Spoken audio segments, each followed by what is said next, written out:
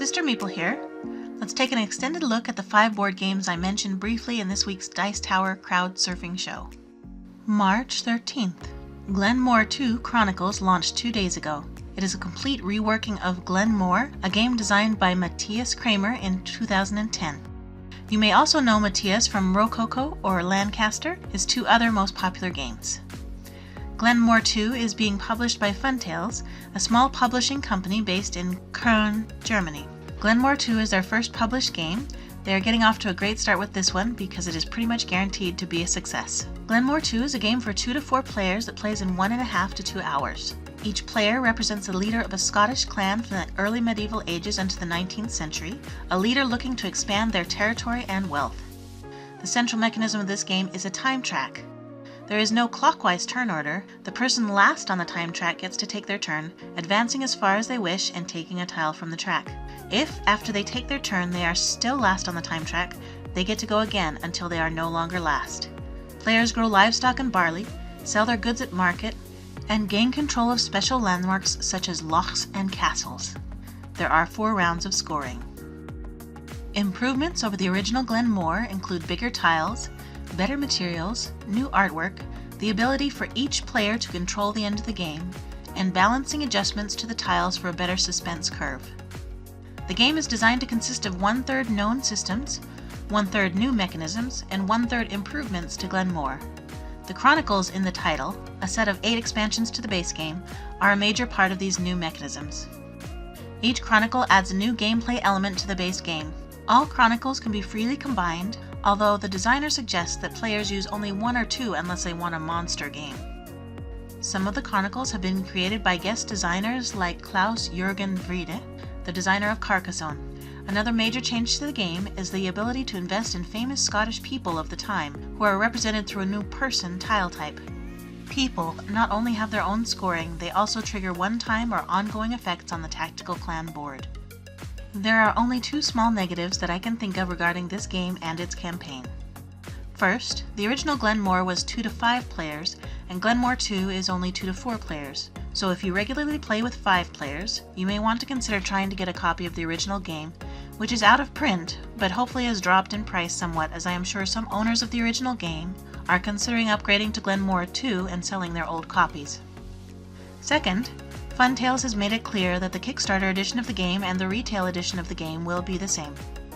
There will be some promo content unlocked with stretch goals that is Kickstarter exclusive, but there is no deluxe Kickstarter version of the game, so if your budget is tight, you may wish to save on shipping and wait for retail. This game is obviously a labor of love by both designer and publisher, and I can't wait to try it. March 14th. Launched yesterday, we have the second expansion to Root, the Underworld expansion by Letter Games. Root is an amazingly popular game of adventure and war between cute woodland creatures. The first expansion introduced 2 new factions, and the Underworld expansion does the same. First, we have the Crows, small purple birds that are masters of espionage. They can infiltrate other players' hands and score points by doing so. This Corvid conspiracy ransoms the hands of their opponents by filling them with their agents. Using these agents, the Corvids can advance their agenda, but they have to move their hideout frequently to avoid being unmasked. The second faction is the Moles, also known as the Great Duchy. The Moles have mustered armies to fight for control of the clearings above. They seek to win by large numbers and elections? I'm not quite sure.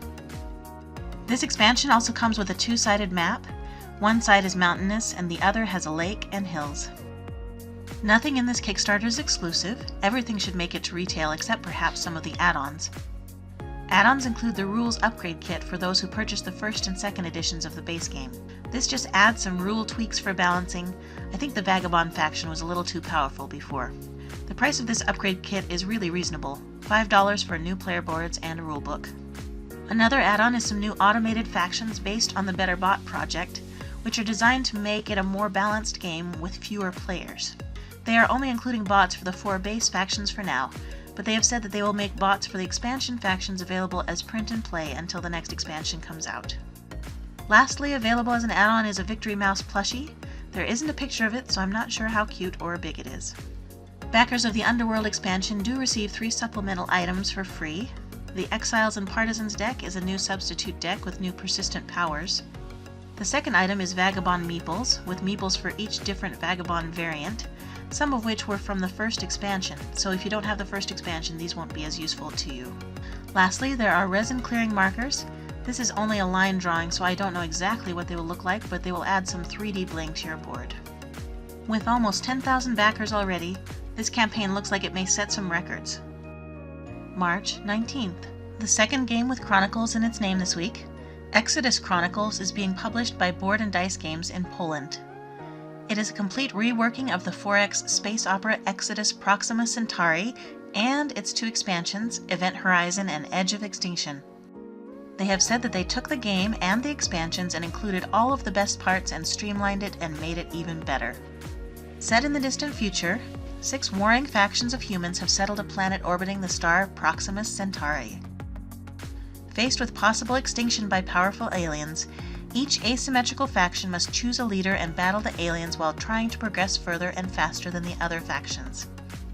The Centaurian enemies have been incorporated into the base game and will engage both in the air and on the ground. Combat has been completely redesigned. The single planetary hexes have been replaced by multi-planet sectors, and there will be custom dice and new ship models with each faction having their own unique capital ship. There is a new action selection board, and continuous turns allow for a more fluid action and phase order.